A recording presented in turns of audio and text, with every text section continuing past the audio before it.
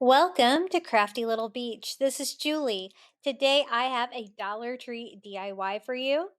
For this fairy garden, we're going to be using one of the little roller trays that you put underneath your flower pots from the Dollar Tree.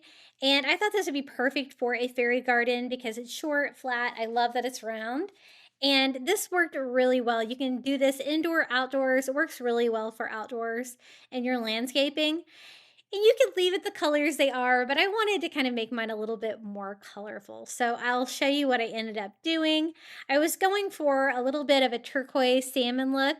And so I decided to just paint around the inside here where you're going to be able to see it and on the top of the rim of this with a light blue color. I just mixed like some, I think it was Caribbean blue and white together to give me like a light blue color. I think that's so pretty. I don't have to do the very bottom of the tray. I wanted something to kind of match this like gnome, right? And I'm going to use that little gnome for this DIY, so I might as well make them match. Perfect. I decided just to go ahead and give this little guy a makeover too. This is just one of the ceramic gnomes from the Dollar Tree. It's pretty plain, doesn't have anything on it, but I thought it would be really cute in this little fairy garden. So I'm just gonna paint his hat. That way they match perfectly. You probably didn't have to, but this was just me being extra. And I wanna leave his little beard and nose alone. I think he's super cute. And then I want the underside to be a different color. So that's where the salmon color comes in. So I'm just using a salmon acrylic and I'm going to go around the outside of this. I wasn't sure how well it would paint pink like this being a dark green color, but it seemed to work pretty well. And they do have these trays in all different colors. They have them in like the spring and garden section at the front of the store, at least at my stores. And I just go around the underside. That way it's like a two-toned little tier tray, and I think it turned out really cute. Just making sure I got all of the green covered on that, and I did have to go over it here with another coat to cover up that dark green.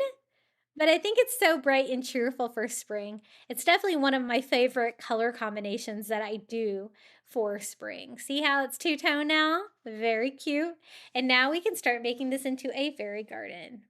I'm going to start with some potting soil. I was desperate times call for desperate measures. I had a pot full of potting soil, so I decided to use that just to kind of get rid of it. And I'm just going to kind of scatter that around. It doesn't really matter if it's the best potting soil. Just to fill it up. You don't even have to have soil at all if you don't want to. You could always use pebbles or something like that if you wanted to. This was extremely dry. It had been sitting in that pot for a while, so I'm going to wet mine a little bit to make it a little bit easier to work with.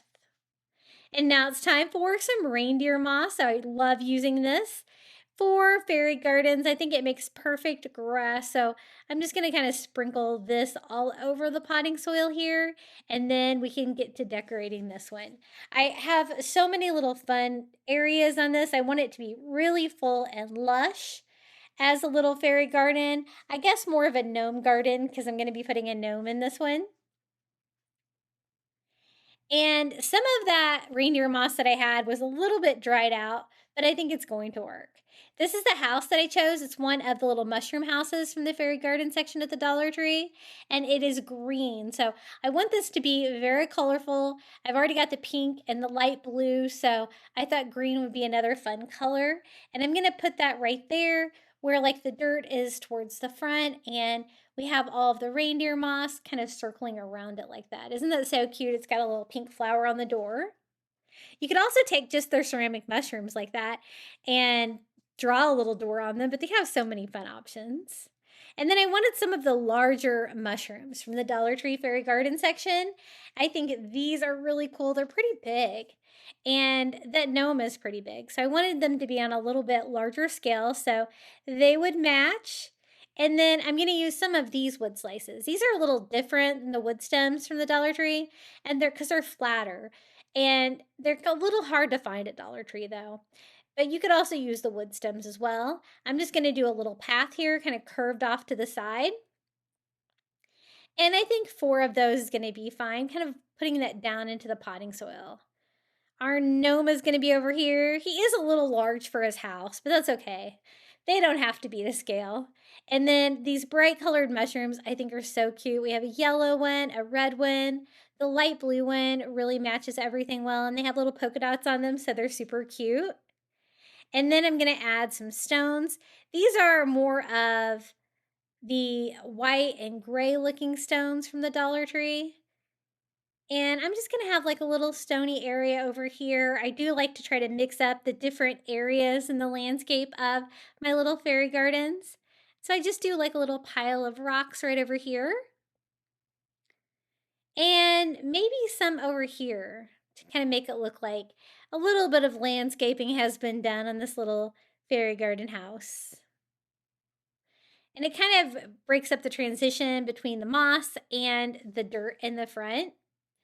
These are some of the wood stems from the Dollar Tree that are some of the skinnier ones. Whenever I buy these at the Dollar Tree, they're either really skinny like this or they're really chunky like some of the other ones I've used. These are going to look just like some broken down sticks, which I kind of love for the little forest feel. So I'm just going to put some of those in there as well for a little bit of fun. I actually got those at Goodwill for like the same price you can find them at the Dollar Tree, but sometimes you can't find them at the Dollar Tree. Now for greenery, I have like some Dollar Tree foliage. This is like a real ferny looking plant. And so I'm just going to cut off some of those leaves and start building up the back of this fairy garden. And I want it to be really colorful for spring, so I'm also going to add lots of flowers to it as well. But this is going to give a lot of height back there since I don't really have any trees or anything like that. And then the little tiny flowers from Dollar Tree. I'm using like the light pink ones, the white ones, some of the ones that are pink, white, and yellow. Just all the colorful ones. And I can have some in the potting soil as well. And a few more little fern-like plants. I think they're really cute. This tier tray turned out so cute. It was so easy to put together. It really held up well outside, and I think it's really bright and cheerful for spring or year-round. I love mine. I try to leave mine up year-round. The only time I don't put my fairy gardens out is like with Christmas,